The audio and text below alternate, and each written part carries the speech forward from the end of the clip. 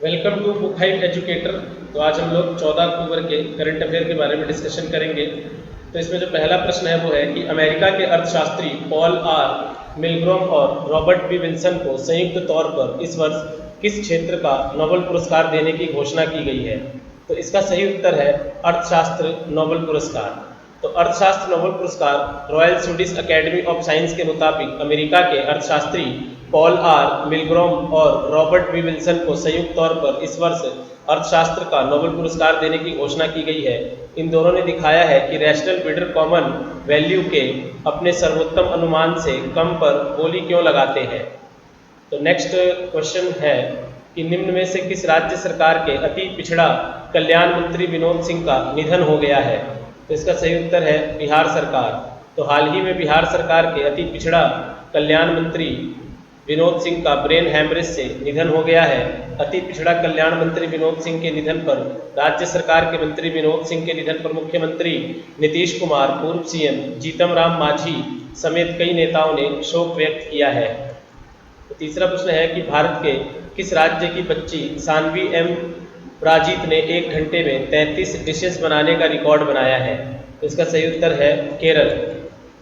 तो भारत के केरल राज्य की सानवी एम प्राजित ने 1 घंटे से भी कम समय में सबसे कम उम्र की बच्ची द्वारा 33 डिशेस बनाने का रिकॉर्ड बनाया है, जिसके लिए इसका नाम एशिया और इंडिया बुक ऑफ रिकॉर्ड में दर्ज किया गया है। केरल के एर्नाकुलम की सानवी एम प्राजित ने, आप ये देख सकते हैं अपने स्क्रीन पर कि ये सारे डिश जो है इसके द्वारा बनाए गए। तो आते हैं चौथे प्रश्न पर। चौथा प्रश्न है कि हाल ही में कौन सी पेमेंट गेटवे कंपनी नए निवेश के साथ 5वीं स्टार्टअप यूनिकॉर्न बन गई है। तो इसका सही उत्तर है डी, रेजर पे।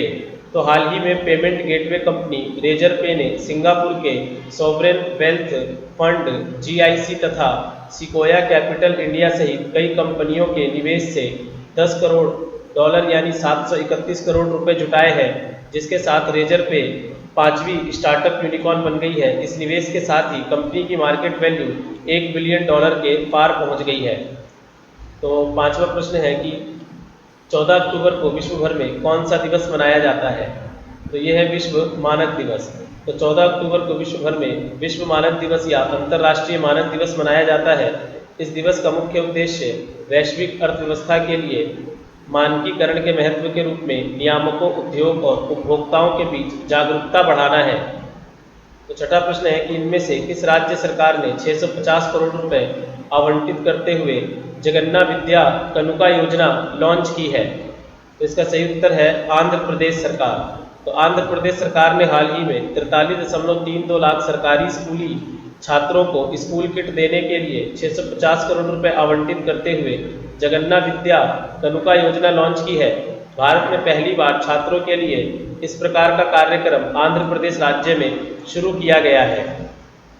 अगला क्वेश्चन है कि मेडिकल जर्नल लैंसेट की पब्लिश एक स्टडी के मुताबिक किस वर्ष तक भारत विश्व की तीसरी सबसे बड़ी अर्थव्यवस्था वाला देश बन जाएगा।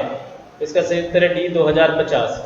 तो मेडिकल जर्नल लैंसेट की पब्लिश एक स्टडी के मुताबिक वर्ष 2050 तक भारत जापान को पीछे छोड़कर विश्व की तीसरी सबसे बड़ी अर्थव्यवस्था वाला देश बन जाएगा, जबकि इस रिपोर्ट में कहा गया है कि वर्ष 2030 में भारत की अर्थव्यवस्था विश्व में चौथे स्थान पर रहेगी। तो आते हैं आठवें प्रश्न पर।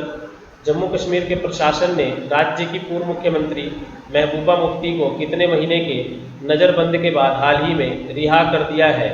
तो इसका सही उत्तर है सी, 15 महीने। तो जम्मू कश्मीर प्रशासन ने राज्य की पूर्व मुख्यमंत्री महबूबा मुफ्ती को अनुच्छेद 370 हटाने के घोषणा से पहले ही उन्हें नज़रबंद किए जाने के बाद हाल ही में 15 महीने के बाद उनकी गैर कानूनी हिरासत खत्म करते हुए उन्हें रिहा कर दिया गया है।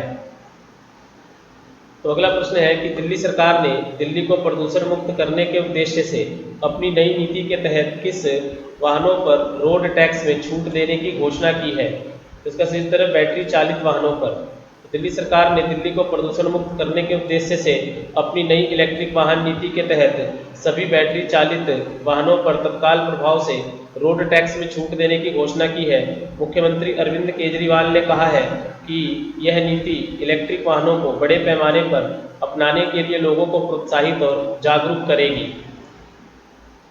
10वां प्रश्न है कि रिटायरमेंट फंड निकाय ईपीएफओ ने अपने सब्सक्राइबर्स के लिए हाल ही में कौन से हेल्पलाइन सेवा की लॉन्च की है?